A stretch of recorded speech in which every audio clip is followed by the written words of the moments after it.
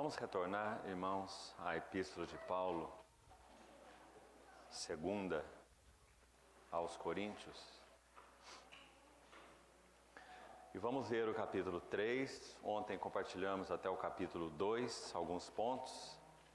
Então hoje iniciemos no capítulo 3. Obrigado, irmão.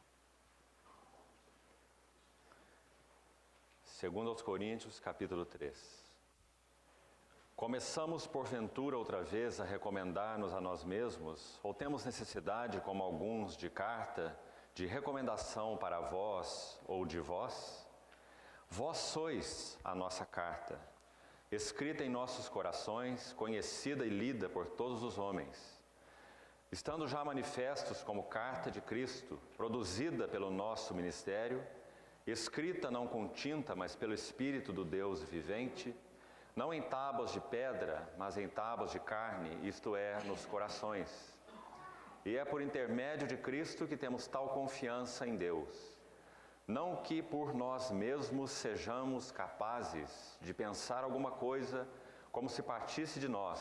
Pelo contrário, a nossa suficiência vem de Deus, o qual nos habilitou para sermos ministros de uma nova aliança, não da letra, mas do Espírito, porque a letra mata, mas o Espírito vivifica.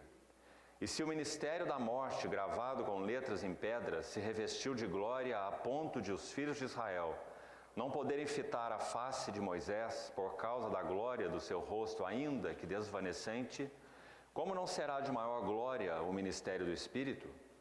Porque se o ministério da condenação foi glória, em muito maior proporção será glorioso o ministério da justiça. Porquanto, na verdade, o que outrora foi glorificado, neste respeito já não resplandece, diante da atual, sobreexcelente glória. Porque se o que se desvanecia teve sua glória, muito mais glória tem o que é permanente. Verso 17 e 18. Ora, o Senhor é Espírito, e onde está o Espírito do Senhor, aí há liberdade.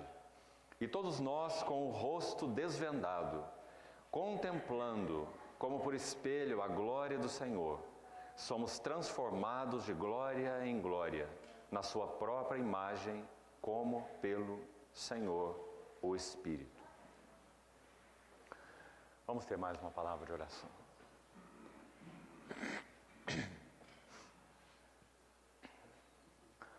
Querido Pai Celestial, com gratidão, alegria e expectativa, nos reunimos nessa manhã.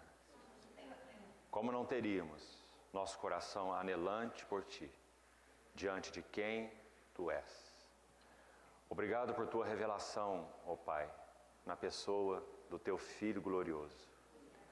Queremos ver algo da glória do Teu Filho nessa manhã, nas Escrituras. Por isso, Senhor, carecemos da provisão do Teu bendito Espírito Santo.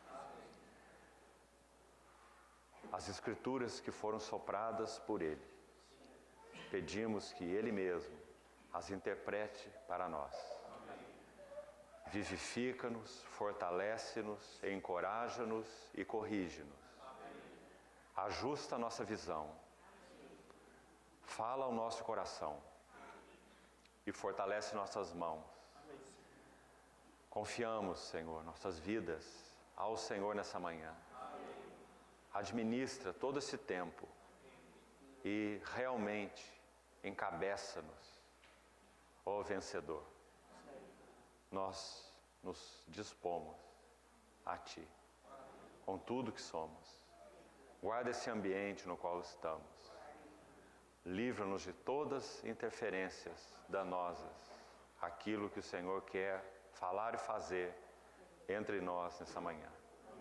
Esperamos em Ti, Senhor. Em nome de Jesus. Amém. Queridos irmãos, nosso encargo então, conforme anunciamos, é compartilharmos algo da natureza genuína da vida cristã e do serviço, ou do ministério, se quisermos assim chamar, cristão. Vida cristã e serviço cristão. Esse tem sido um tema recorrente nos nossos corações.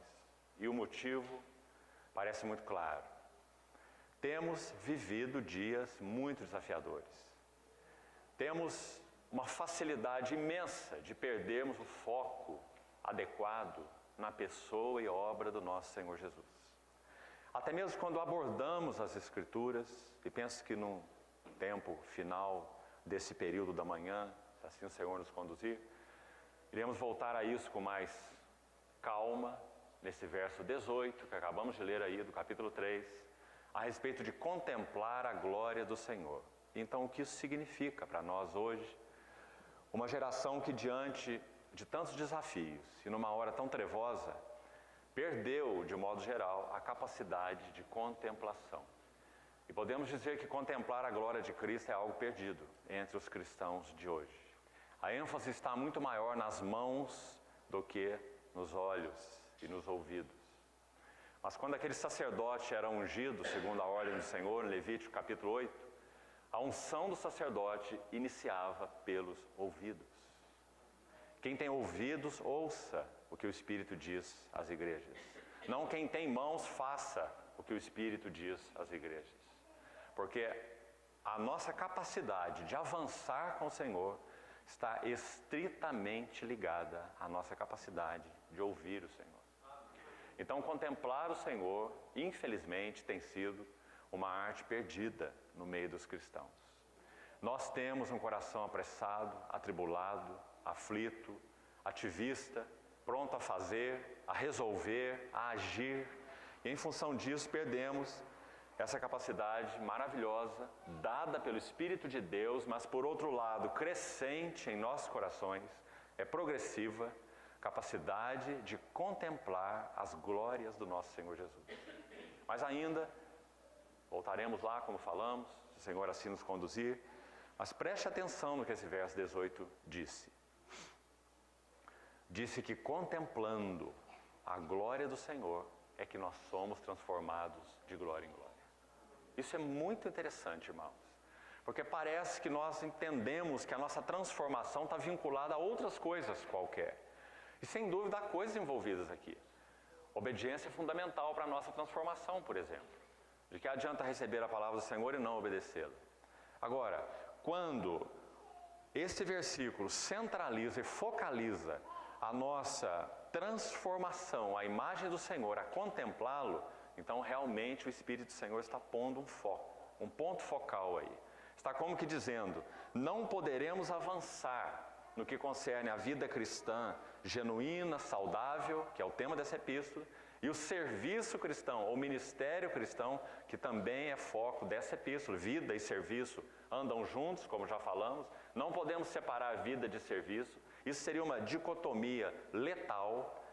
Como já disse uma irmã no século passado, toda verdadeira obra emana da vida. Se não há realidade espiritual, não pode haver obra espiritual.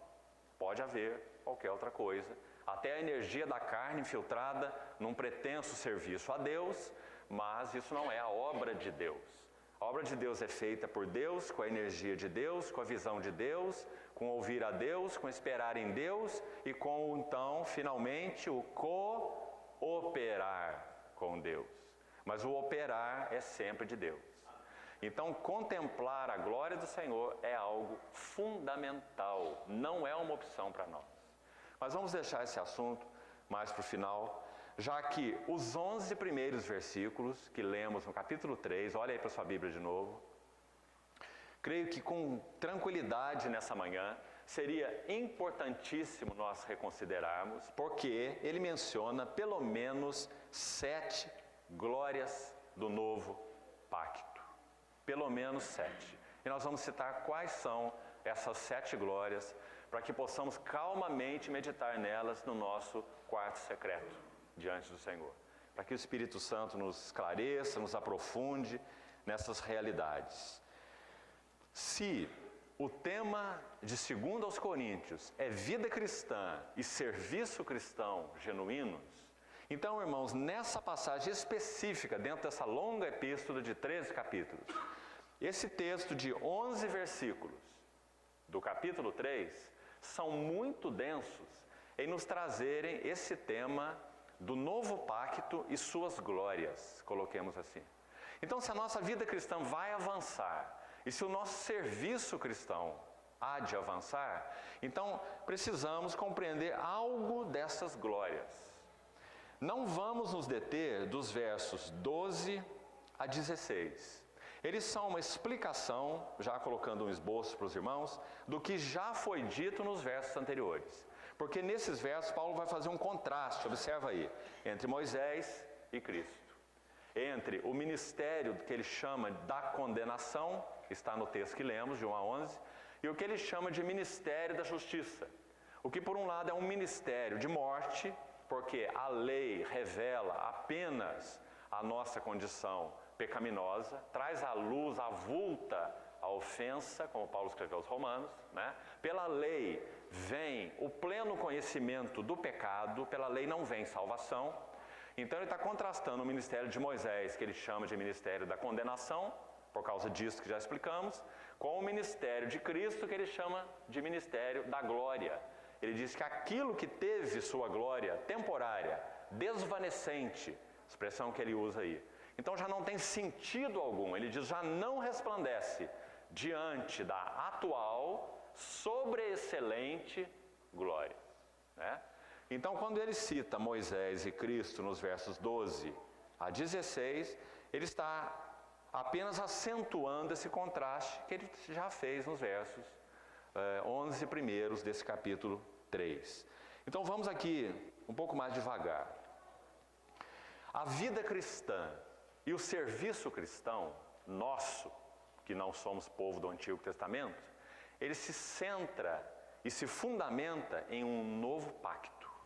Agora, que pacto é esse? Quais são suas características? Vamos lá, devagar. Já lemos o texto todo, os 11 versículos. Então, o verso 3 diz assim: estando já manifestos como carta de Cristo. Os coríntios, onde Paulo entrou e só tinha pagãos, pregou o evangelho, eles nasceram de novo, receberam o Espírito Santo. Paulo chama de uma carta escrita por Cristo mesmo. Agora ele diz, produzida, interessante, escrita, ele vai dizer à frente, só para contrastarmos aqui, escrita não com tinta, mas pelo Espírito de Deus vivente. Em outras palavras, escrita por Cristo mesmo. Ninguém pode escrever essa carta senão Cristo. Mas por outro lado, escrita por Cristo, mas produzida pelo nosso ministério. Interessante essa palavra. Paulo se vê claramente como um cooperador. O operador é o único que pode escrever essa carta. E Paulo tem o privilégio de ser dele um cooperador. Não foi isso que ele disse na primeira epístola? De Deus nós somos cooperadores. Mas nunca esqueça o porque o operador é ele. Vós não saireis apressadamente, nem ireis fugindo.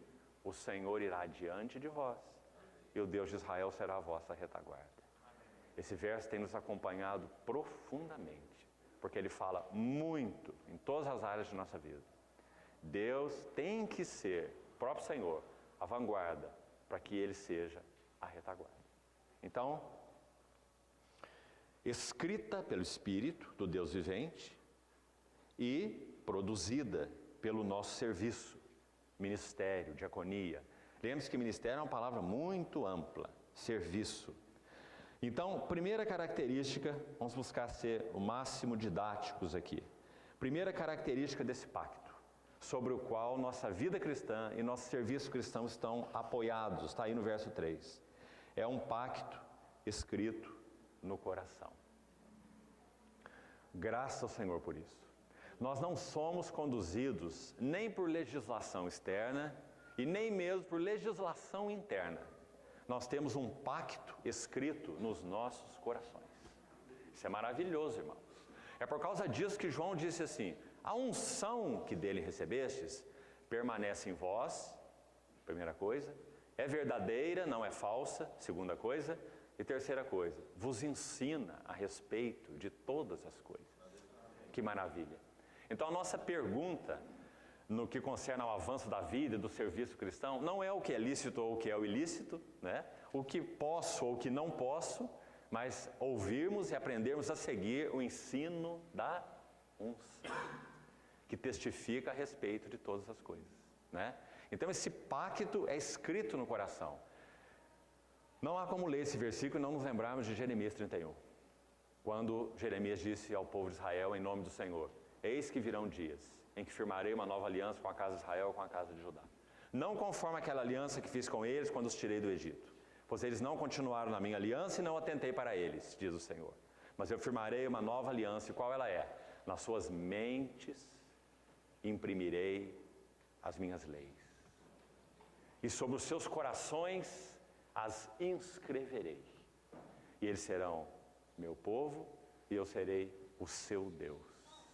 Essa expressão final, eles serão meu, veja o pronome pessoal aí, meu povo e eu serei seu Deus, uma relação íntima de união e de comunhão, é resultado desse maravilhoso pacto que nós participamos. O Senhor tomou-nos no estado anterior, com corações de tábuas de pedra, corações de pedra. Deu-nos também agora, segundo as palavras de Ezequiel, capítulo 36, tirarei o coração de pedra e vos darei um coração de carne, e porei em vós o meu espírito.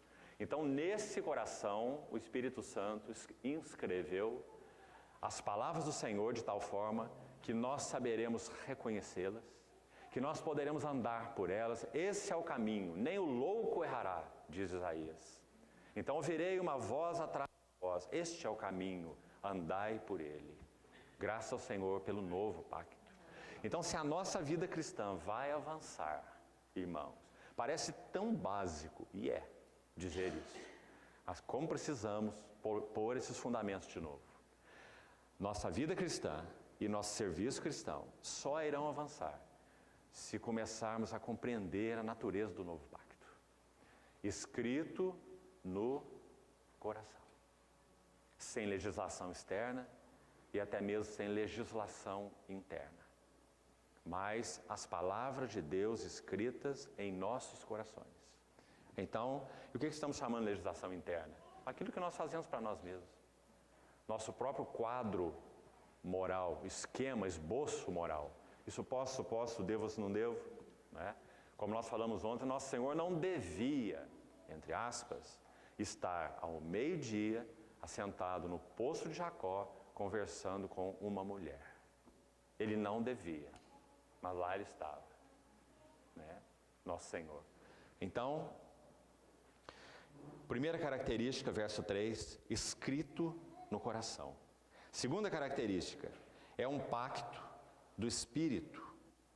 No verso 3 mesmo, é dito que é escrito não com tinta, mas pelo Espírito do Deus vivente. No verso 6, a ênfase no Espírito continua. Porque a letra mata, mas o Espírito vivifica. No verso 8, como não será de maior glória o ministério do Espírito? Nos versos seguintes que lemos, o verso 17, o Senhor é Espírito, e onde está o Espírito do Senhor? E o verso 18, contemplando por espelho a glória do Senhor, somos transformados na sua imagem, como pelo Senhor o Espírito. Há pelo menos 7 menções do Espírito nesse único capítulo. É um dos textos de maior abordagem a respeito do que significa o ministério do Espírito. Então, irmãos, vamos resumir isso assim. Quando nós militamos com energias carnais na obra de Deus, nós perdemos condição de compreendermos o ministério do Espírito. Nós achamos isso vago demais. Nós achamos que se não houver uma liturgia na qual nos apoiarmos, nós não conseguiremos nem nos reunirmos. Então, para nos reunir, nós precisamos disso, e depois daquilo, e depois daquilo, e depois daquilo outro. Perdemos a capacidade de perceber a liderança do Espírito nos cânticos, a linha do Espírito no falar da palavra.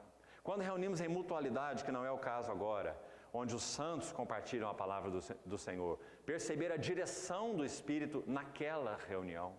Esse é um exercício corporativo imenso, Porque a casa de Deus é uma família cristã, com irmãos de todas as estaturas espirituais, todos os níveis de experiência. Então, para aprendermos a avançar como corpo, aprendendo a seguir a liderança do Espírito, é um tremendo exercício. E quão gentil Ele é em nos ajudar nesse exercício. Aqueles irmãos que têm uma maior realidade com o Senhor, quão gentis e ao mesmo tempo firmes precisam ser. Irmãos, esse caminho é um caminho, podemos usar a linguagem de Josué 3, quando a arca se adiantou ao povo para passar o Jordão, Josué disse assim: por tal caminho, nunca antes passaste. No que concerne aprender a seguir a liderança do Espírito, isso é imensamente verdadeiro. Por esse caminho nunca passamos. E vamos aprender a segui-la na vida corporativa com muitos desafios. Quem sabe aprendendo a fazer correções de curso aqui ou ali, de maneira firme, mas gentil, no curso da palavra, no curso do que o Senhor está falando. E um irmão se levanta e coloca a palavra para o outro lado, e outro irmão levanta e coloca uma impressão por outro lado, e a reunião se torna uma colcha de retalhos. Nós não sabemos exatamente o que o Senhor quis nos dizer. Não é isso que frequentemente acontece? E se levanta o irmão, eu tenho um sentimento, e vem outro, eu tenho uma impressão, e outro, eu tenho uma percepção, eu tenho um testemunho, e nós vamos assim navegando em círculos e não chegamos a lugar nenhum. Grande desafio para nós como Assembleia. Aprendermos a seguir a liderança do Espírito, o encabeçamento de Cristo. Há um versículo que os irmãos conhecem muito, todos nós conhecemos muito.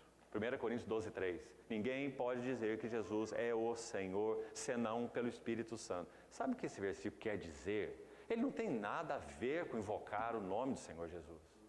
Ele significa que é só o Espírito Santo que pode realmente estabelecer o encabeçamento de Cristo sobre nossas vidas. Então ninguém pode dizer, Ele é o cabeça, o Senhor, senão pelo mover do Espírito Santo. Então, se o Espírito Santo não estabelece Jesus como Senhor em nossos corações e em nossa vida, serviço e vida corporativa, nunca experimentaremos o senhorio de Cristo. Vamos cantar que Cristo é o Senhor, vamos invocar Cristo como Senhor, mas não teremos a realidade de que Jesus é o Senhor. Em qual local de reunião será cristão que nós fôssemos nessa cidade, entrássemos e perguntássemos, quem é o cabeça de vocês? Qual será que é a resposta que nós ouviríamos? Em todos os lugares. Jesus, óbvio, não é? Se são locais de reunião de irmãos, né? Que confessam o Senhor. Jesus é o nosso cabeça. Então, nós se fizéssemos uma segunda pergunta, mas quais são as evidências que vocês podem nos dar que Ele é o cabeça entre vocês? Aí já teríamos mais problemas, não é? Porque as evidências nos faltam, de que realmente Ele nos tem governado, que realmente Ele tem encontrado lugar para passear entre nós, que isso que nós chamamos de liturgia, não é algo que nos engessa, mas nós temos aprendido a seguir a liderança do Espírito, na palavra, na comunhão. Por isso, irmão, que quando vamos compartilhar a palavra, servir aos irmãos com a palavra, todos nós, é tão complicado nós ficarmos retidos a uma linha prévia. É claro que, para citar um exemplo, para termos um bom balanço aqui, um irmão certa vez, pretensamente, ou pretender, inspirado, única e exclusivamente pelo Espírito Santo, no meio daqueles a quem ele ia falar, ele se colocou na frente dos irmãos e disse assim, quando eu subo aqui, nesse púlpito, eu nunca sei o que vou falar. Como que então o Senhor vai trazer do céu uma inspiração imediata, né? E eu nunca sei o que eu vou falar.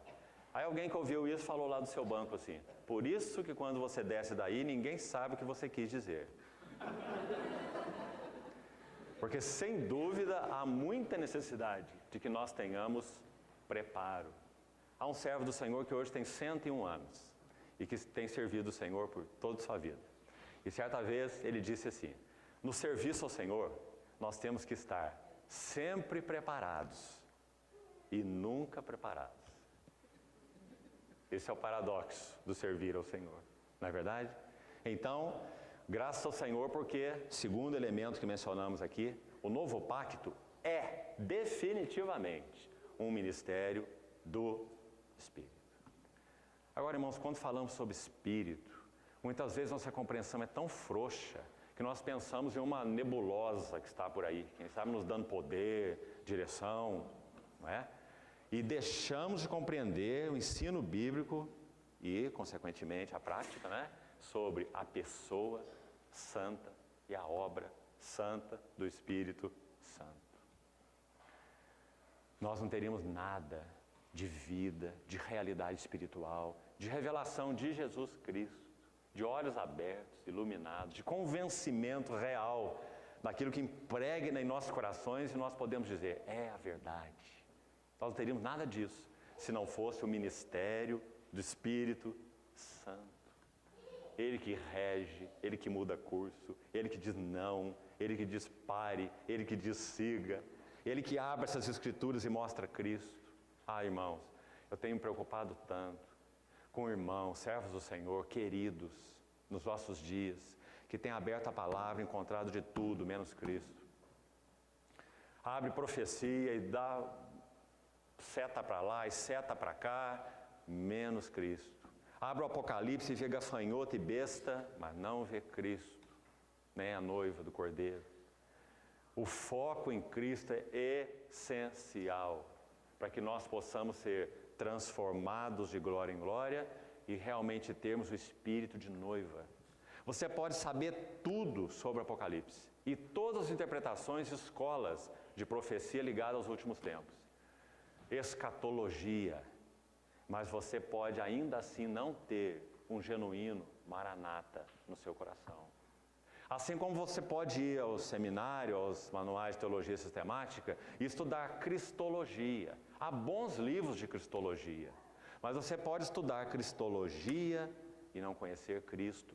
Muitos já fizeram, os liberais fizeram no século XIX, todos eles eram mestres de cristologia, mas eles não conheciam Cristo, não amavam Cristo e não seguiam a Cristo. A vida deles mostrou isso, de muitos deles. Nós podemos estudar eclesiologia e conhecermos bastante sobre vida, natureza e serviço da igreja, mas não vivermos a vida da igreja, amando uns aos outros, servindo uns aos outros, sujeitando uns aos outros, considerando cada um os outros superiores a si mesmo. Não é estudar eclesiologia que vai nos ajudar nesse assunto. É o ministério do Espírito no nosso coração, aplicando a cruz, fazendo com que nós diminuamos e Ele cresça. Então, o novo pacto é um ministério do Espírito. Segunda característica.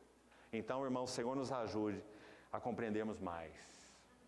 Andrew Murray, precioso servo do Senhor, África do Sul, ele escreveu muitas obras. Todas suas obras são devocionais. Se você conhece todas as obras de Andrew Murray, ele escreveu em torno de 220 livros. E o foco devocional desse irmão na pessoa do Senhor é maravilhoso. O melhor comentário de Hebreus que existe é de Andrew Murray. Não há nada igual. Se chama The Holiest of All. O Santo dos Santos, ou Santíssimo. Ainda existe só em inglês. Parece que há irmãos trabalhando numa tradução em português que seria muito bom para a igreja no Brasil. É a melhor obra sobre o livro de Hebreus. Então ele vai mostrar no livro de Hebreus as glórias do apóstolo e do sumo sacerdote. Então, esse irmão escreve uma obra linda sobre o Espírito Santo. E essa está traduzida em português, que se chama O Espírito de Cristo, por uma editora que nós conhecemos. São 31 capítulos sobre a pessoa e obra do Espírito Santo.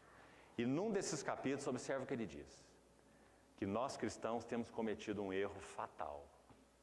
Nós temos colocado a obra ou o evento, o fato do Pentecostes abaixo do fato da cruz. Então ele diz, a obra do Pentecostes, ou a descida do Espírito Santo para morar na igreja, é uma obra de Deus tão santa quanto a obra do Calvário. A obra do Calvário, sangue derramado para a remissão de pecados. A obra do Pentecostes, Espírito Santo derramado para que o corpo de Cristo fosse formado. Qual obra é mais santa? As duas obras são igualmente santas. Por isso, na purificação, por exemplo, do leproso no Velho Testamento, Levítico 14, você vê que o sangue era aplicado e depois do sangue o óleo. Sangue e óleo. Em Gálatas 4 diz: Deus enviou o seu Filho na plenitude dos tempos para nos resgatar da lei. Filho enviado para redenção, sangue. No mesmo texto, na sequência. E porque vós sois filhos, segundo envio, Deus enviou aos nossos corações o Espírito do seu Filho, que clama: Abba, Pai. Qual obra é mais santa? O resgate ou a adoção? Irmãos, então, segunda característica do novo pacto é o ministério do Espírito. E qual a primeira coisa que o Espírito Santo quer fazer quando ele vem habitar em nós? O que é que ele quer fazer? Primeira lição, número 1. Desconstruir-nos. Fechar nossa boca, amarrar nossas mãos e pôr, como diz o mineiro, uma peia nos nossos pés. Agora você não vai andar, não vai fazer e não vai falar. E você vai ouvir. Essa é a primeira obra do Espírito Santo. Porque nós achamos que quando o Senhor nos comprou, nos resgatou, Ele comprou uma pérola. E Ele vai ficar impressionado com as nossas capacidades de servi-lo, né? Falta-nos a compreensão do que Ele comprou. Irmãos, Ele foi ao monte de lixo e dali Ele nos tirou. E é por causa das mãos dEle e do que Ele tem feito em nós que Ele está trabalhando esse material que era inútil. Ou será que nós achávamos que nós não éramos inúteis? Romanos 3 diz que nós éramos, não é? Não há sequer um justo. Todos se extraviaram e a uma se fizeram inúteis. Precisamos disso gravado no nosso coração. Quando tivermos feito agora, depois do Senhor, a obra do Senhor, o trabalho do Senhor, o Espírito Santo nos ensinando, nos amadurecendo, quando tivermos feito tudo, devemos dizer: somos servos inúteis, porque fizemos apenas o que devíamos fazer, não é? Então, irmãos, essa marca de inutilidade tem que estar dentro de nós, mas nós rejeitamos isso, por causa do que nós somos. Não, eu tenho valor, eu tenho potencial, etc. E a psicologia está aí para nos ajudar, né? Você é uma coisa maravilhosa, única, né? A autoestima. Sabe por que o cristão não precisa trabalhar a autoestima? Porque ele tem uma alta, com L, estima aos olhos do Senhor. Sabe por que nós não precisamos de autoajuda? Porque nós já recebemos a ajuda do alto. Então, queridos irmãos, o ministério do novo pacto é um ministério do Espírito. Precisamos aprender a ouvi-lo. Veja que verso importante esse do versículo 5, olhe por favor. Não que por nós mesmos sejamos capazes. Sabe que é bom nós fazermos uma pausa no versículo aqui, antes de ler o resto? Não que por nós mesmos sejamos capazes. Ou seja, de novo, inúteis, incapazes de pensar alguma coisa como se partisse de nós. Está vendo que o que conta para Deus é a origem? De onde partiu? Partiu de você? Não, irmão, calma. Deixa para lá, esquece. Tem que partir do Senhor, pelo Espírito. Se partiu de você, tome cuidado. E quem está dizendo isso é Paulo, homem que conhecia bem essa jornada. Mas, ou pelo contrário, e aqui é uma frase tão linda: a nossa suficiência vem de Deus. Como falamos ontem, ler isso é tão fácil, né, irmão? E todos nós falamos amém juntos, mas até falar amém é tão fácil, né? Mas experimentar o que significa isso em nossa vida e serviço, cada um de nós poder dizer: sou um incapaz, mas tenho conhecido o que significa suficiência, que vem de Deus. Como nós citamos ontem, George Whitefield, né? Então esse é o ministério do Espírito Santo. E olha a próxima palavra do verso 6. O qual nos habilitou. Também não é uma linda palavra? E também, vamos olhar ao lado aí, a contraparte dela. Nós não somos hábeis para a obra de Deus. Somos inábeis, inaptos, né? E até ineptos para a obra de Deus. Ele nos habilitou para sermos ministros, servos de uma nova aliança. Não da letra, mas do Espírito, porque a letra mata, mas o Espírito dá vida, vivifica. Por isso é o ministério do Espírito. Então, segunda característica. Vamos para a terceira. Veja aqui mesmo no versículo 6. A letra mata, mas o Espírito vivifica. Então, terceira característica do novo pacto. É um pacto fundado em vida. Ele vos deu vida, estando vós mortos. Tudo o que fazemos se baseia no fato de que Cristo repartiu sua vida conosco. Então, qual é o critério para nós avaliarmos nossas relações, quem sabe até o nosso serviço, o próprio reunir da igreja? Qual é o nosso critério? Nosso critério é sairmos da reunião, por exemplo, e dizermos: oh, mas a reunião foi muito boa. Ou a palavra foi muito interessante. Quais são os nossos critérios? Os cânticos foram muito preciosos. O único critério é vida. Nós recebemos mais vida de Cristo ou não recebemos? Porque o novo pacto é fundado na distribuição da vida de Cristo àqueles que participam do novo pacto. É um pacto de vida. Como já dizia nosso irmão Sparks, século passado, a maior necessidade do mundo é vida. Eu vim para que tenham vida e a tenham em abundância. Então, graças ao Senhor, porque o novo pacto é um pacto de vida. É vida ministrada, é vida que habilita, é vida que é suficiente, palavras que foram usadas aí, né? Vamos para a quarta característica. Está no versículo 10, parte final. Neste respeito já não resplandece aquilo relativo a Moisés, ao ministério anterior da lei, diante da atual, sobre-excelente glória. Então, a quarta característica, a glória do pacto da nova aliança é sobre-excelente, insuperável. Então, é um pacto de glória. Vamos pensar um pouco sobre a palavra glória.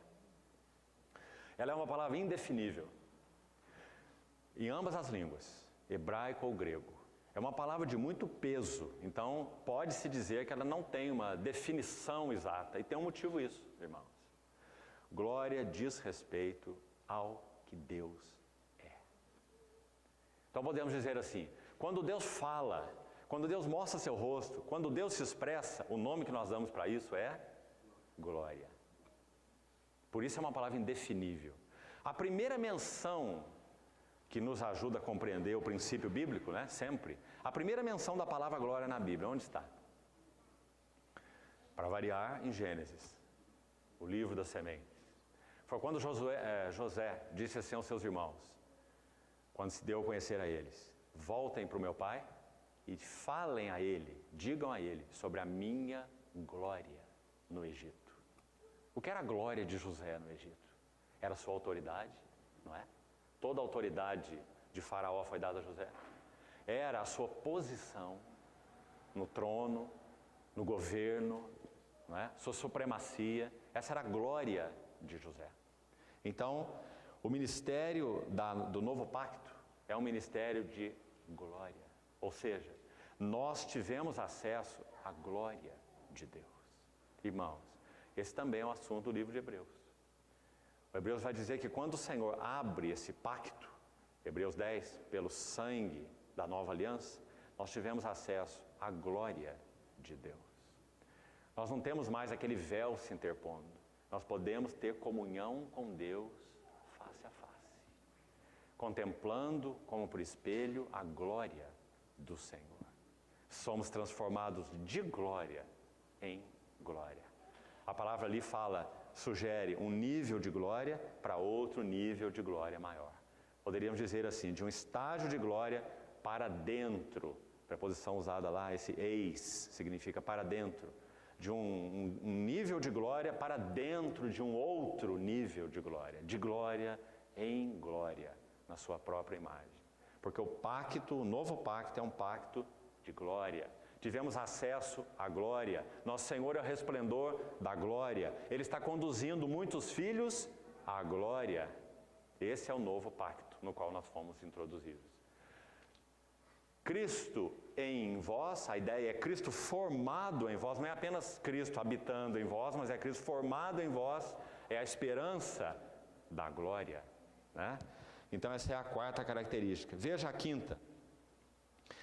Verso 9. Se o ministério da condenação foi glória, mesmo que uma glória temporária, uma glória desvanecente, aquela glória na face de Moisés, em muito maior proporção será glorioso o ministério da justiça. E justiça aqui e em outros textos de Paulo, não em todos, então tem que diferenciar qual a passagem. Aqui justiça tem a conotação de glória. De santidade. Santidade. Assim como em outras passagens, Paulo usa a palavra justiça com a conotação de santidade. Então ele está dizendo que esse ministério do Espírito é glorioso porque é um ministério da justiça, um ministério da santidade. Ou seja, o novo pacto nos colocou em uma posição em que somos, por um lado já, em Cristo, os santos de Deus. Como ele escreve para os Coríntios, né? Santos, chamados. Por outro lado, esses santos estão sendo santificados e formados à semelhança do seu Senhor Santo.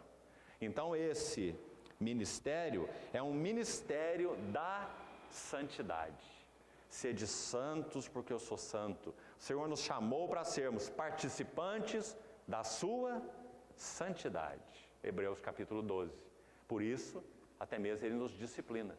Então esse pacto é um pacto de santidade. Irmãos, quem éramos nós? A palavra que contrasta com santo é muito interessante, muito linda. E precisa ser pesada por nós. É a palavra koinos no grego.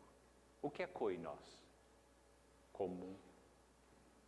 Quando aquele lençol desce do céu, quando Pedro está orando e sobrevém-lhe um êxtase, em Atos 10, aquele lençol desce do céu com aqueles animais imundos.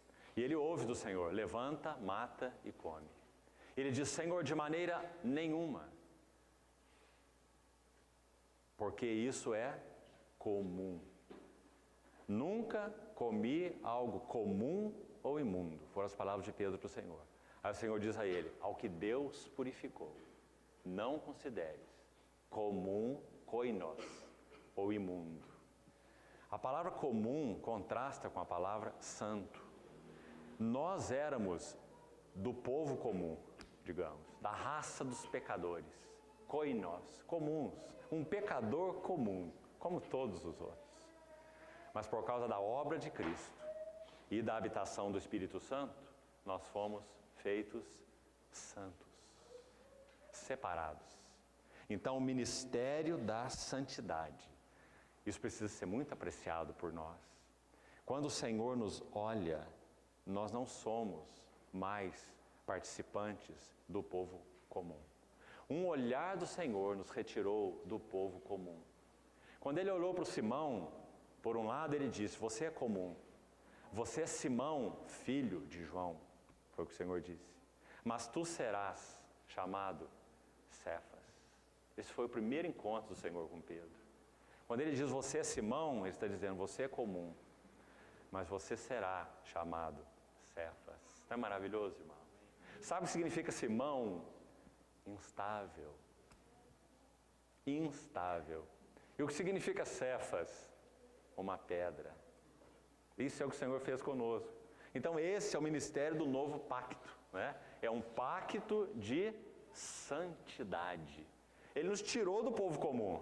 Ele nos colocou nesse povo especial. Tão especial que que o próprio Pedro, que conheceu isso tão bem, vai dizer assim: vós sois raça eleita, sacerdócio real, nação santa. Olha a palavra aí. E o que isso significa? Significa que é um povo de propriedade exclusiva de Deus. Para qual propósito? Proclamardes as virtudes, os poderes, as graças, as virtudes daquele que vos chamou das trevas comuns para a sua maravilhosa luz, santos. Que maravilha! Então o novo pacto é um ministério da justiça. Tanto porque Cristo cumpriu a justiça de Deus na cruz, óbvio que isso está envolvido, não é? Ele se fez pecado por nós para que nele fôssemos feitos justiça de Deus, né? Tanto porque os que foram separados foram chamados para serem santos, conforme ele é santo. Então essa é a quinta característica. A sexta, também maravilhosa, verso 11, última frase: muito mais glória tem o que é permanente. Sexta característica do novo pacto é o pacto final. Esse pacto é permanente. Ah, irmãos, quanto descanso isso traz para os nossos corações. Que o Senhor nunca vai nos colocar de lado.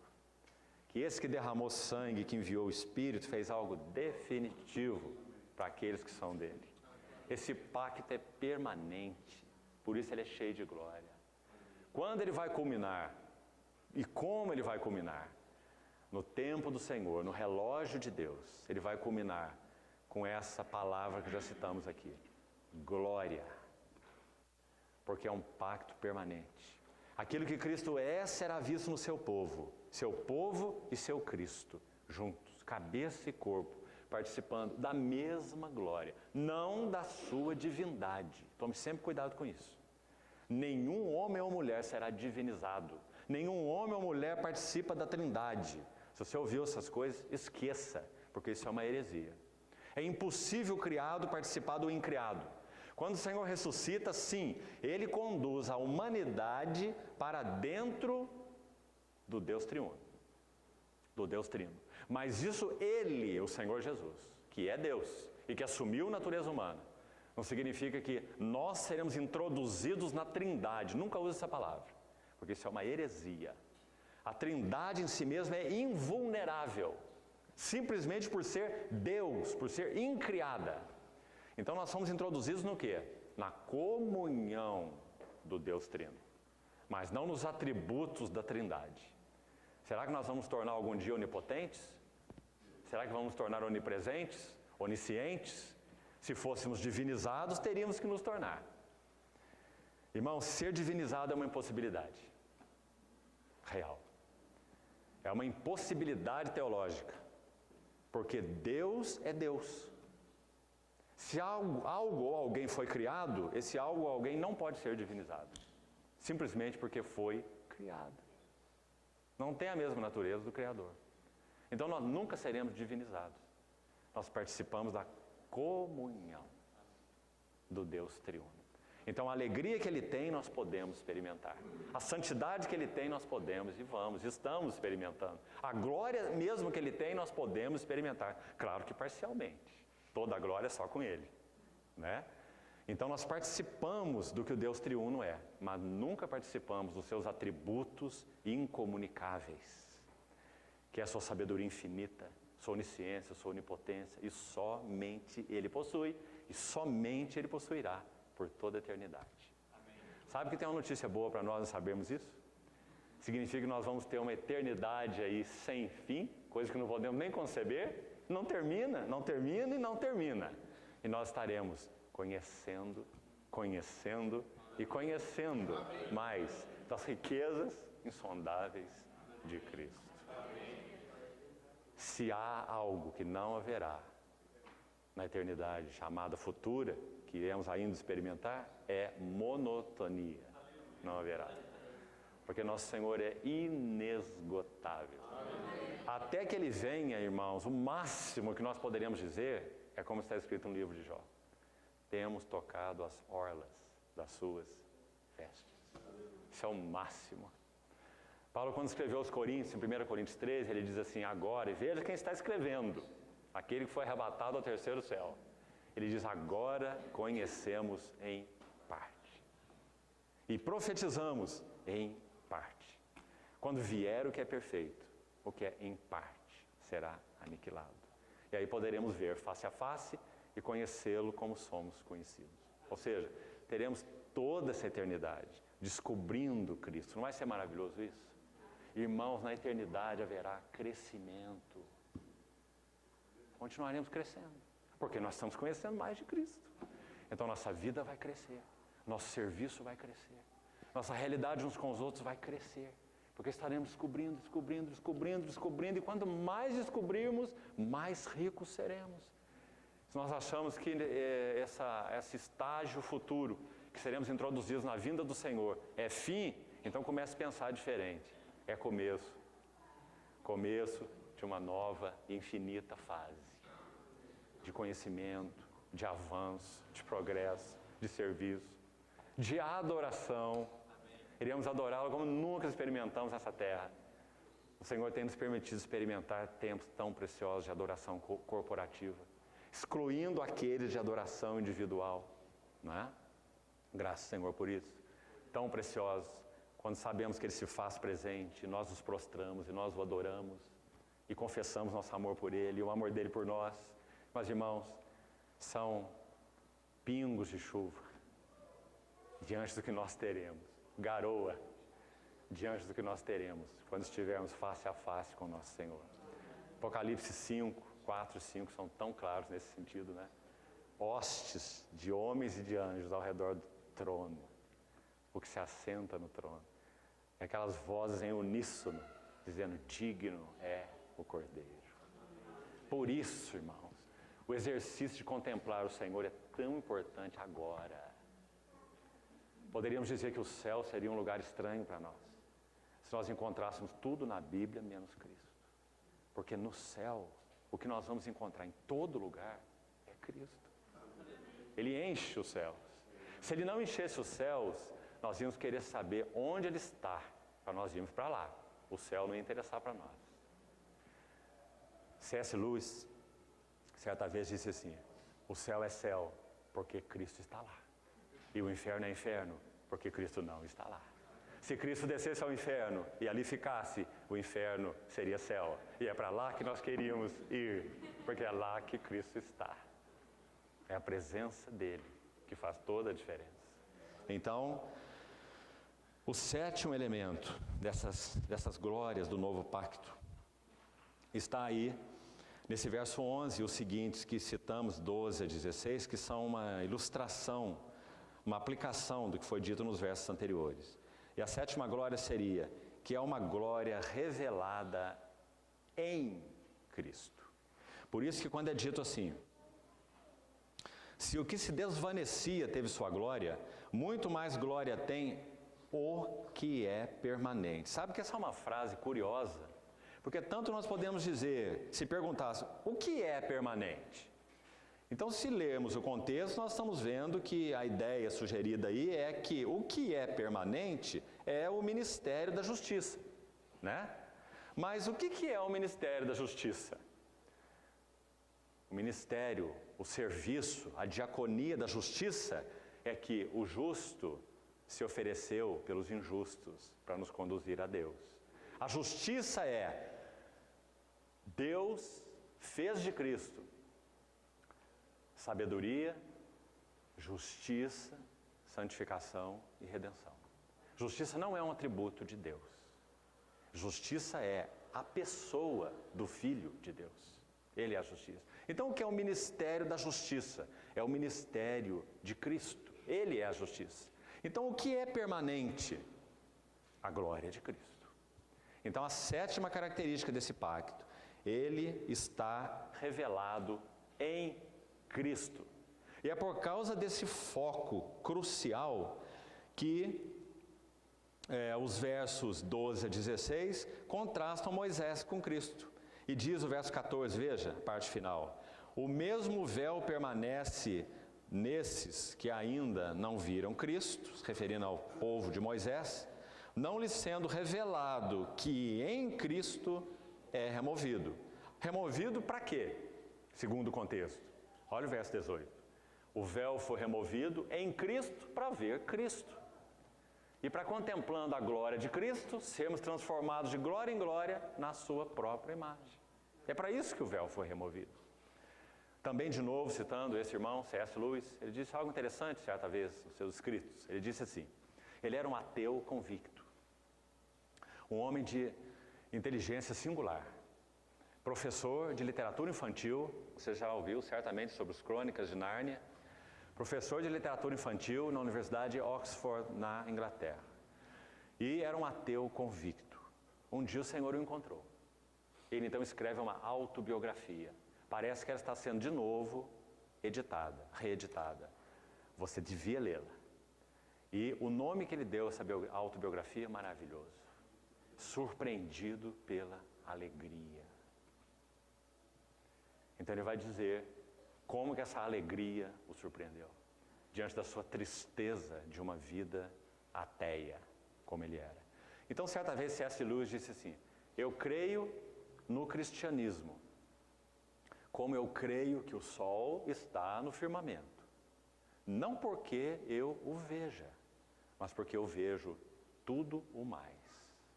Veja que interessante. Nos dizem que o sol está encoberto, nós não duvidamos que existe sol. Mas nós não vemos o sol. Mas ele está lá atrás das nuvens.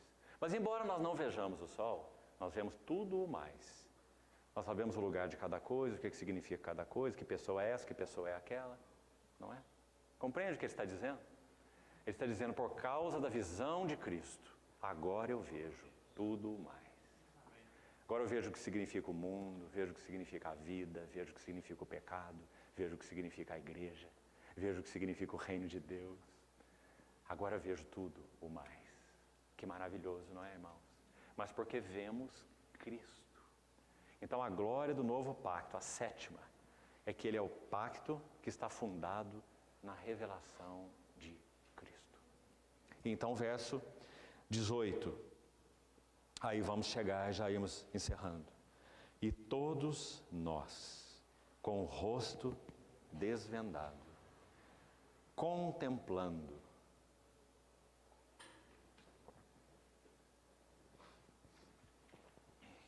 como por espelho a glória do Senhor, somos transformados de glória em glória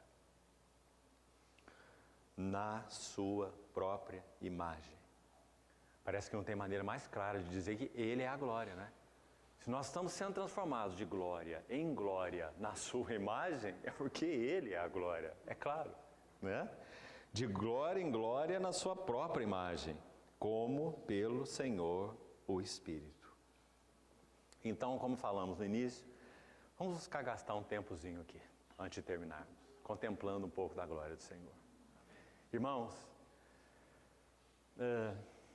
John Owen, que viveu durante o chamado avivamento, movimento puritano, início do século XVII, um homem de Deus, de uma estatura em Cristo maravilhosa, admirável.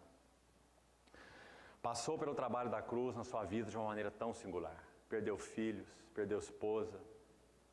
E ele escreve muito sobre a glória de Cristo. Ele teria muitas coisas para escrever. Era um homem também genial na sua capacidade intelectual. Ele escreve muito sobre a glória de Cristo. Quando ele partiu para o Senhor, ele não concluiu um livro que ele estava escrevendo. Seu último livro. E se chama Meditações sobre a Glória de Cristo. Então, John Owen certa vez disse assim, o glorioso da Bíblia é que hoje ela é o único meio tangível de conhecermos as glórias de Cristo. Ele foi um homem centrado em Cristo. Ele conhecia muita teologia.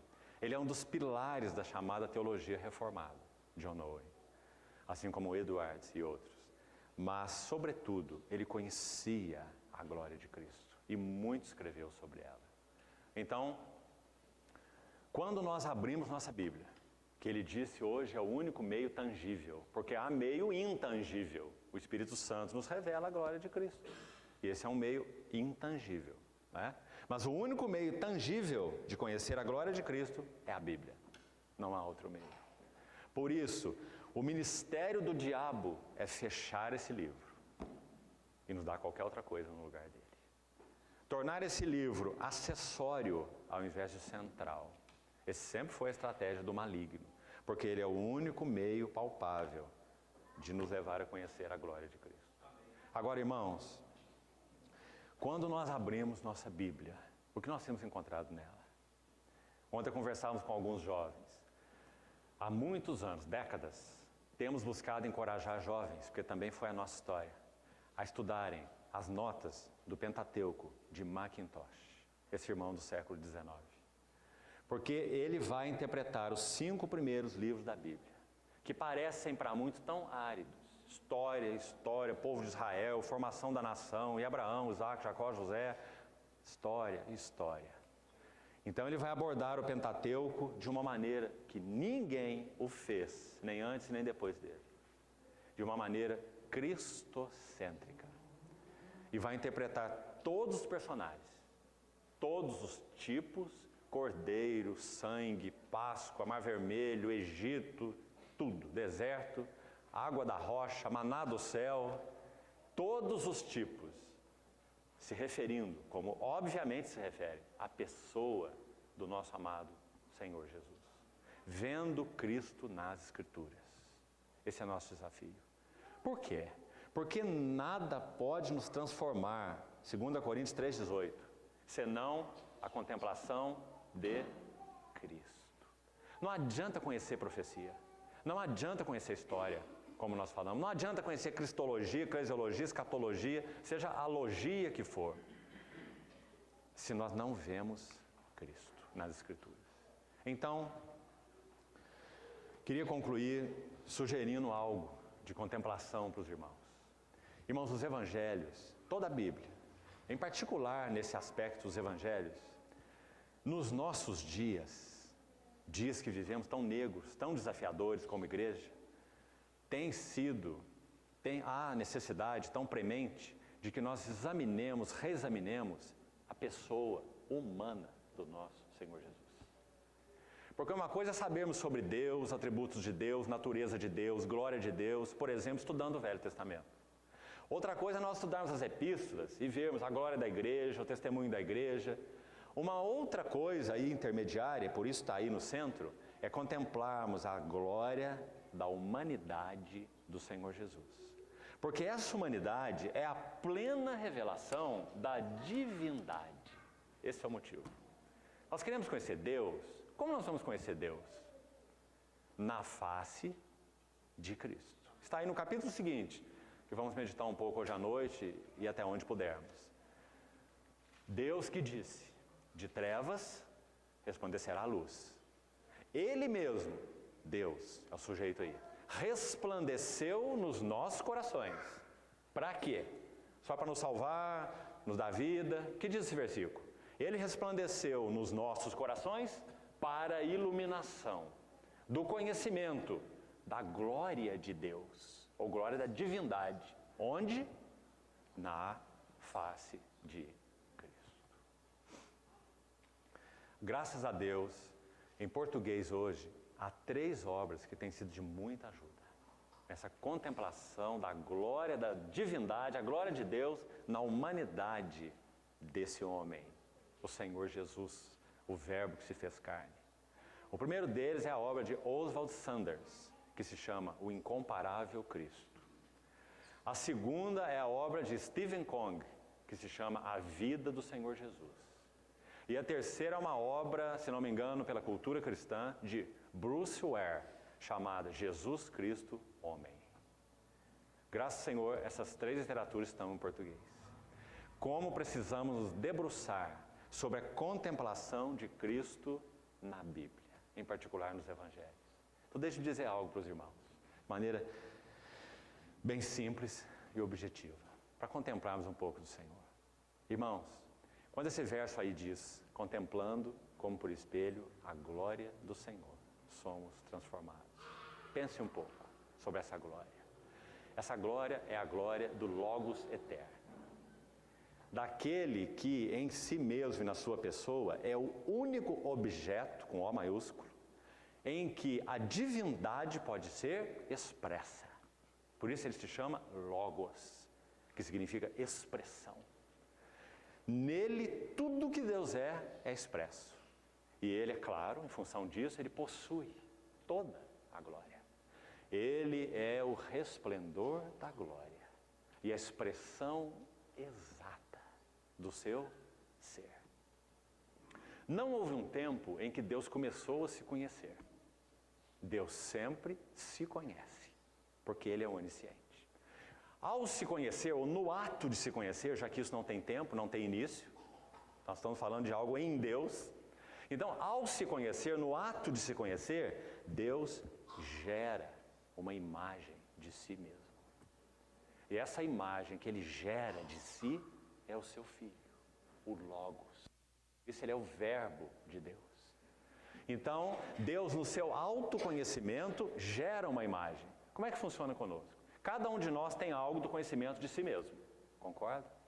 Então, quando você, baseado no conhecimento que você tem de você, você gera uma imagem de você. Agora, essa imagem é sempre inadequada. Sempre. Ou você gera uma imagem distorcida para cá, distorcida para lá. Não pense de si mesmo além do que convém. Lembra Paulo dizer em Romanos 12?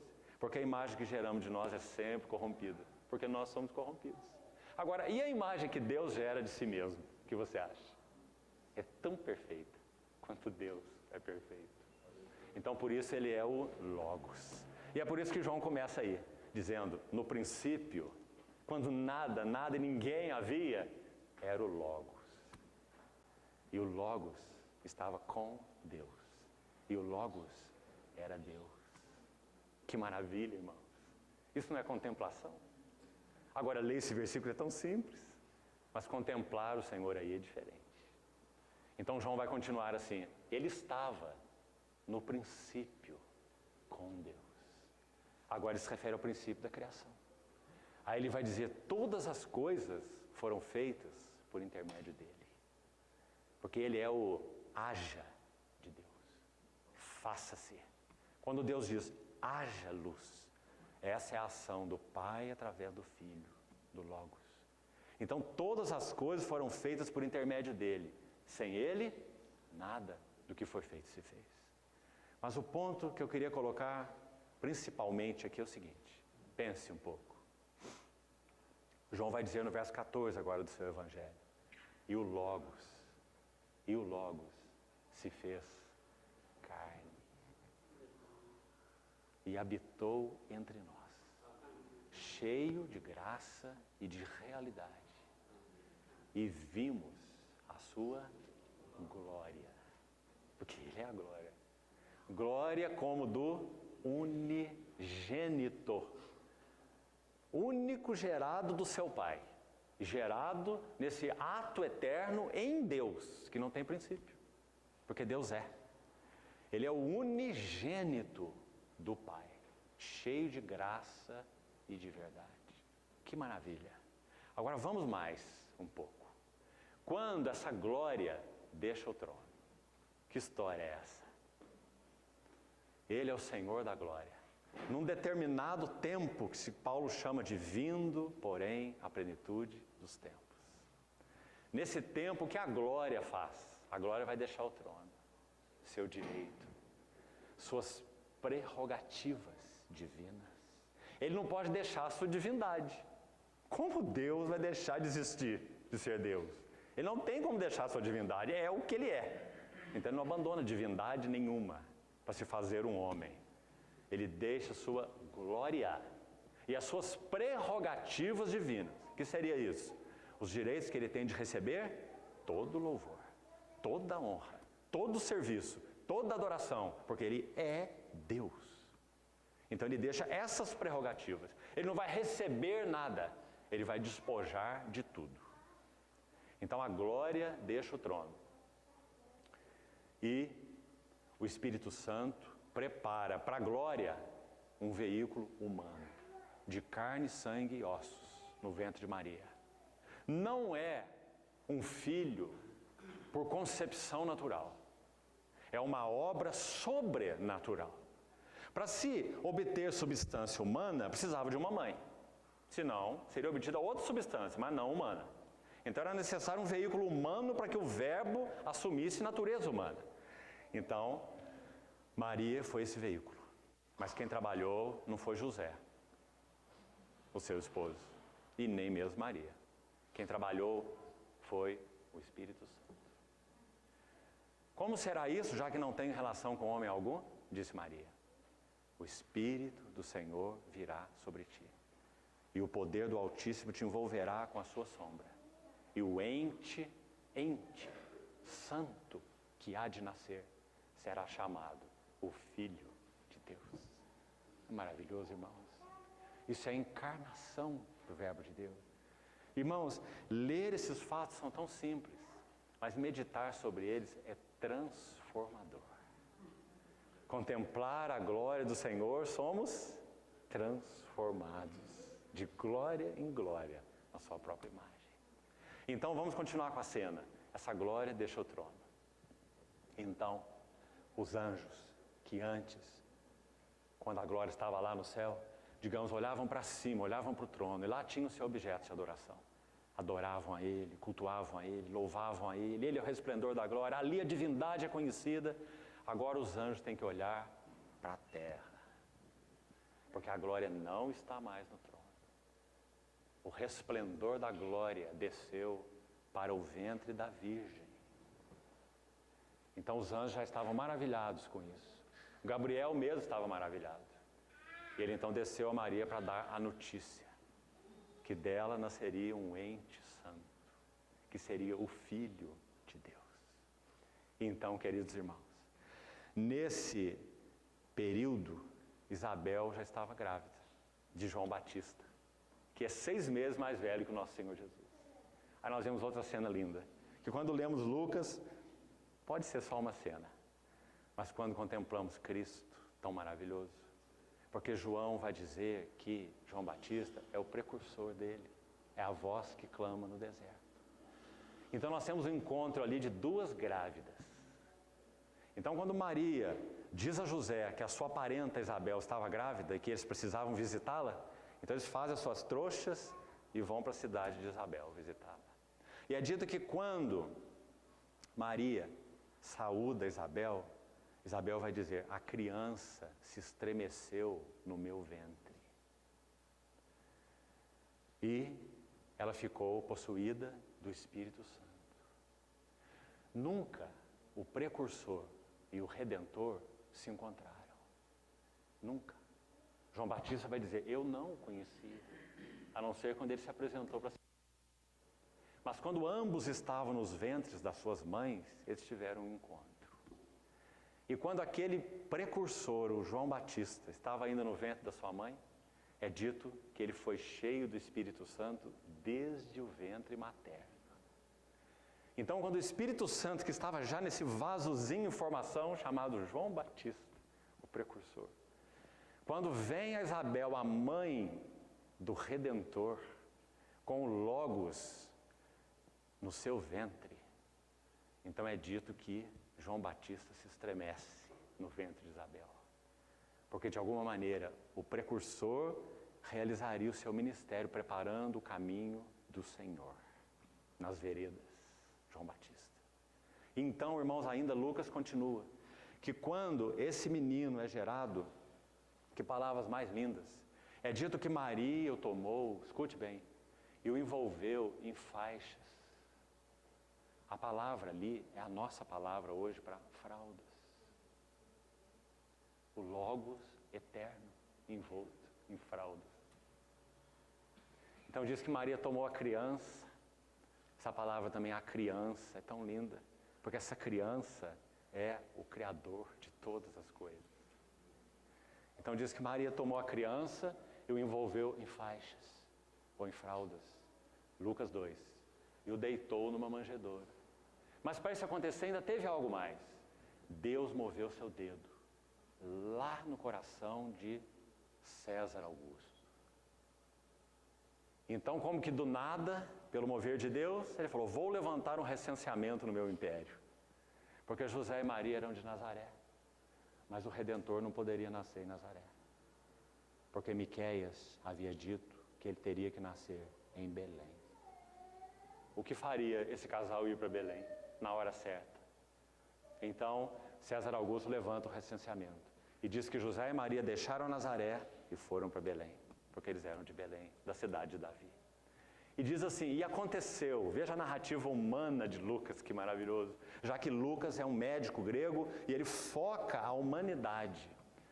E foi usado de uma maneira tão linda para registrar isso. Então é dito assim, e aconteceu de completarem-se os dias de dar à luz. Essa é a palavra de Lucas. Aconteceu, como se fosse algo do nada, não é? E aconteceu cumprirem-se-lhe os dias. Ela então deu à luz em Belém. Porque Miqueias 5:2 diz, e tu, Belém Efrata, pequena demais para figurar entre as milhares de Judá, mas de ti sairá o guia, que há de apacentar o meu povo Israel. Então ela deu à luz a criança, envolveu em faixas e deitou numa manjedoura. E como nós falamos, os anjos não têm mais nada no céu para olhar, porque o resplendor da glória desceu à terra. Então os anjos olham para baixo. Gabriel anuncia o nascimento. E quando a criança nasce, de novo lá estão os anjos. Então é dito que os pastores estavam no campo cuidando das suas ovelhas e vem o anjo de novo. E dá notícia para os pastores. O anjo não deu notícia para César Augusto, o imperador. Não deu notícia nem para Anás e nem para Caifás. Não deu notícia para Tibério César e nem para Pôncio Pilatos. Ele deu a notícia para os pastores. E então, depois desse anjo dar a notícia que a criança nasceu, leia Lucas 2. Você não vai ver agora um anjo, não. Agora há uma multidão da milícia celestial. Digamos que não tem nada para ver no céu. O que eles têm para ver está na terra. Então a multidão da milícia celestial diz assim, glória a Deus nas alturas e paz na terra aos homens a quem Ele quer bem. Isso é outra palavra para dizer aqueles a quem Ele vai se revelar, aqueles a quem Ele chamou, aqueles a quem Ele escolheu, aqueles que são dEle, aqueles a quem Ele quer bem. E aí é dito assim para os pastores, que eles deveriam ir ver esse sinal. A criança envolta em faixas e deitada na manjedoura era um sinal, não era? Manjedoura é lugar de boi comer, não é lugar de colocar a criança enfaixada. Então eles dizem, vão para lá e vocês vão ver um sinal único. É a única criança que está envolta em faixas e deitada na manjedoura. Então lá eles chegaram. Paulo, quando escreve a Timóteo, diz assim, aquele que foi manifestado na carne, foi justificado em espírito e contemplado por anjos. E foi pregado entre os gentios, foi crido no mundo e foi recebido na glória. Não é maravilhoso? Então lá está o Senhor Jesus. E os anjos continuam acompanhando. Então, quando nós vamos à tentação do Senhor, o que nós encontramos? Ele é tentado severamente pelo diabo mesmo. E quando a tentação termina, está registrado. E vieram anjos e o serviram. E então, quando nosso Senhor vai ao Getsemane, onde ele soa gotas como de sangue, Lucas é quem vai registrar que quando essa decisão é completada, Pai, não se faça a minha vontade. Essa é a vida que esse homem viveu. Ele tem vontade e o Pai tem vontade. São duas vontades. Então ele tem que tomar, se ele quiser, ele tem que tomar a vontade humana dele e colocar debaixo da vontade do seu Pai. E a batalha final foi travada no Getsemane, quando ele poderia dizer não e seguir um outro caminho. Era direito dele, ele não tinha que morrer e nem que sofrer. Então ele diz, mas não se faça minha vontade. A vontade dele era de não ser separado do seu Pai. Como ele poderia desejar ser separado do seu Pai? Tudo que ele tem é seu Pai. Ver o rosto do seu Pai é tudo para ele. Ele poderia ser separado de Pedro, de Tiago, de João, de todos. Finalmente todos o abandonaram, mas ser separado de seu pai era insuportável. Então ele diz, pai, meu pai, Abba, palavra carinhosa, paizinho, meu pai, Abba, se possível for, passe de mim este cálice. Porque ele ama a comunhão. O rosto do seu pai é tudo que ele tem. Mas não se faça a minha vontade. Irmãos, ele tinha vontade santa. Nós temos vontade corrompida. Quanto mais nós devíamos aprender esse caminho. Não se faça a minha vontade. Então ele rendeu e dispôs sua vontade santa debaixo da vontade do Pai. O último inimigo a ser conquistado é a vontade. Antes que a morte seja vencida. A batalha da vontade. Nosso Senhor a venceu no Getsemane. Então, o que diz quando aquela agonia terminou? Uma agonia, na verdade, indescritível. Lucas é um médico, e ele basicamente não tem como descrevê-la. Ele diz que o seu suor eram grandes gotas de sangue caindo sobre a terra. Então, diz que quando isso terminou, então um anjo o fortalecia. Consolava, diz algumas versões, a palavra exata é fortalecia, porque ele é homem. Irmão, nosso Senhor Jesus poderia ter tido um colapso no Getsemane, no que concerne a sua natureza humana. Então aquele anjo se manifestou para o fortalecer, porque o Verbo encarnado não colapsaria no Getsemane. Ele teria esse colapso final na cruz. Depois que ele dissesse, tudo está feito. E Pai, nas tuas mãos eu entrego o meu espírito. Teria que ser ali. Então, mais uma vez, quando ele está após o Getsemane, já indo à cruz, Pedro se manifesta. Saca a sua espada e arranca a orelha do servo do sumo sacerdote. O que o Senhor diz? Embainha a tua espada. Não sabíeis que se eu pedisse ao Pai, Ele me enviaria agora mais de 12 legiões de anjos. Aí estão de novo os anjos assombrados. Desde o seu nascimento até a sua morte, os anjos estão assombrados de ver esse homem. Porque um movimento, Salmo 132 diz assim, assim como os olhos dos servos estão atentos às mãos do seu Senhor, e os olhos da serva às mãos da sua senhora, então essa é a posição dos anjos. Eles estão atentos às mãos do seu Senhor. Se o seu Senhor faz um movimento assim de dedo, ele tem mais de 12 legiões de anjos para combater o Império Romano e livrá-lo da morte. Mas ele não fez nenhum movimento. Obediente até a morte, e morte de cruz. Quando ele estava caminhando agora para a cruz, havia costume das mulheres de oferecerem vinho com fel, ou vinho com mirra, conforme os evangelistas vão dizer. O fel e a mirra são entorpecentes. Era um golpe, um ato de misericórdia para aqueles que já tinham sido torturados e iam ser crucificados. Então essas mulheres misericordiosas, quando eles iam passando açoitados para serem crucificados, ofereciam para eles um vinho com mirra ou com fel. Os evangelistas vão dizer assim, mas ele não quis beber. Nosso Senhor. Todos bebiam. Era um anestésico para eles. Mas Nosso Senhor não quis beber. Por quê? Porque ele havia dito antes assim, não beberei eu o cálice que o meu Pai me deu. Ele não misturaria nesse cálice, nem fel, nem mirra. Quando ele estava na cruz, ele precisava estar consciente. Na cruz ele viu sua mãe, e ele fez provisão para ela. Ele disse para o discípulo, certamente João, eis aí tua mãe. E disse para sua mãe, mulher, eis aí teu filho. Nosso Senhor teria que guardar sua plena lucidez na cruz. Ele pronunciaria 7 brados na cruz. Cada um deles maravilhoso. 3 nas primeiras 3 horas, 4 nas últimas 3 horas. Ao final desse período, tenho sede. Está consumado. E finalmente, Pai, nas tuas mãos eu entrego o meu espírito. Esse é o homem, Jesus Cristo. Por isso que o livro de Hebreus é tão precioso e assume tanto valor quando contemplamos a humanidade do nosso Senhor Jesus. Porque Ele foi tentado em todas as coisas, à nossa semelhança.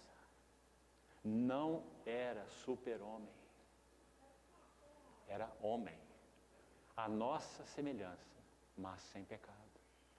Acheguemo-nos, portanto, confiadamente, junto ao trono da graça, para recebermos misericórdia e acharmos graça para socorro em ocasião oportuna. Então, irmãos, certamente, contemplar a glória do nosso Senhor Jesus é transformadora. Vamos fazer uma pergunta. O que nos pode tornar humildes? Qual é o caminho da humildade? Você quer ser humilde? Qual é o caminho da humildade? O que pode nos tornar mansos? Nós queremos ser mansos? Como nós vamos tornar mansos? Não há nenhum caminho, a não ser contemplando a glória do Senhor Jesus. Nós somos transformados de glória em glória, na sua própria imagem. Irmãos, é um processo espiritual. Não há como explicar. É um processo espiritual. Quando contemplamos o Senhor, aquilo que o Senhor é, vai sendo formado em nós. Porque é o que Ele é. E Ele é nosso e nós somos dele. E o Espírito dele foi dado a nós. Então, quando nós contemplamos a Ele, essa contemplação tem poder de formar caráter. Por isso a contemplação é tão importante. E por isso o inimigo peleja contra a contemplação. A contemplação da face do Senhor é formadora de caráter em nossas vidas. Foi por isso que Ele disse: vinde a mim e aprendei de mim, que eu sou manso e humilde de coração. Como nós vamos aprender do Senhor? Contemplando a glória do Senhor. Então, queridos irmãos, nos dias que nós vivemos em particular, nós carecemos demasiadamente de olhar de novo para Jesus Cristo, homem. Há um Deus só e um mediador só entre Deus e os homens. Cristo Jesus, homem. Precisamos ver de novo esse homem. Esse homem foi ungido pelo Espírito Santo. Pedro vai dizer. Esse homem aprendeu obediência. Como? Ele é a própria obediência, como Filho eterno. Como ele pode aprender obediência? Porque ele tem uma natureza humana que ele assumiu. Então, digamos, para usar uma palavra, talvez a melhor que encontramos, ele tem que treinar esta natureza humana. Mesmo sendo sem pecado. Ele é sem pecado, mas é criança. Então essa criança humana tem que aprender. Então ele aprendeu obediência pelas coisas que sofreu. Perfeito e foi aperfeiçoado. Que mistério. Mas é porque ele é homem. Porque ele foi homem, homem real. Então, é por isso que Paulo vai dizer o que ele disse aí em Coríntios. Ele vai dizer, quando algum deles se converte ao Senhor, então o véu é removido. E agora todos nós, com o rosto desvendado, não é linda essa figura? Cara descoberta, algumas versões dizem. Contemplando. Observe que algumas traduções dizem refletindo, como por espelho a glória do Senhor. Porque no grego as expressões são complementares. Digamos assim, ninguém que contemple, que não contemple, pode refletir.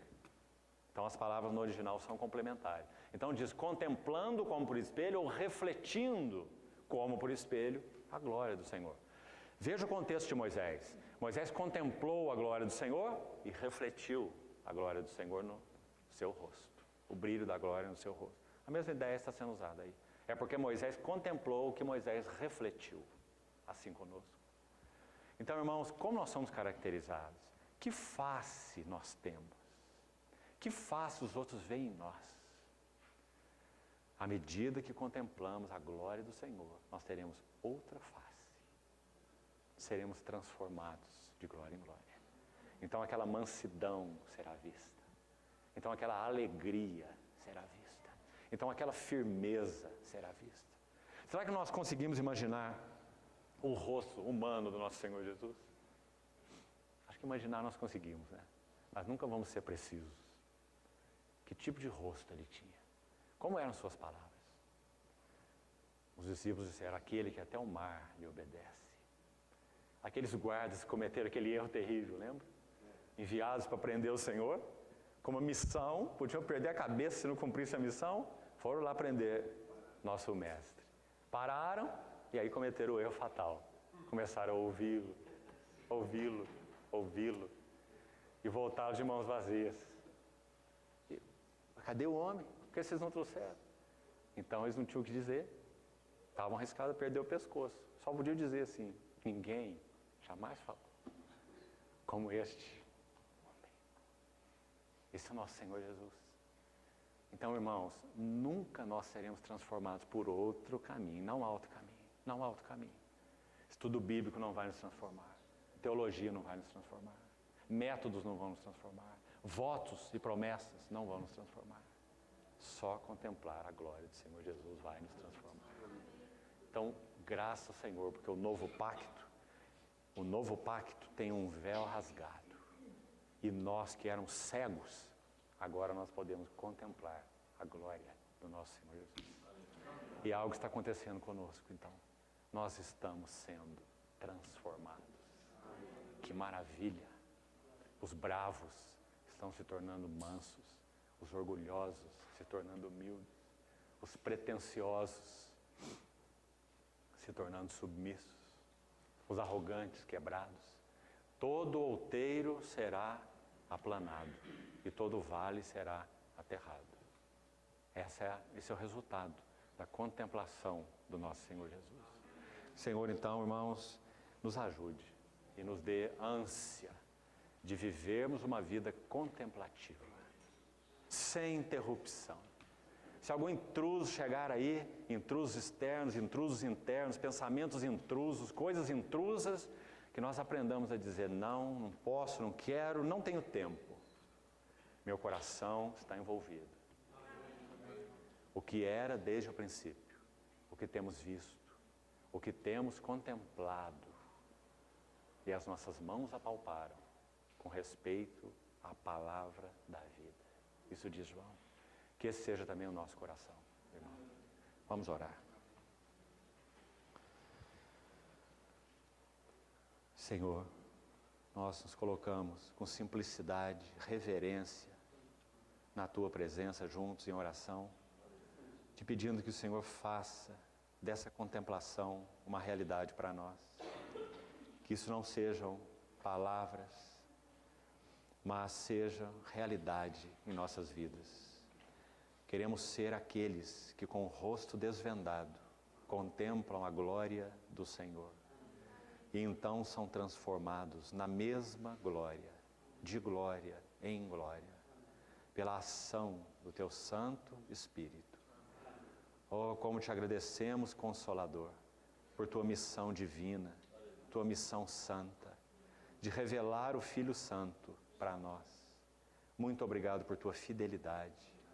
Te pedimos que nossas vidas sejam guiadas por Ti, bendito Consolador, e que nós possamos ver o Filho como Tu vês, amar o Filho como Tu amas, glorificar o Filho como Tu glorificas, e sermos então assim, por Ti, transformados à imagem do Filho.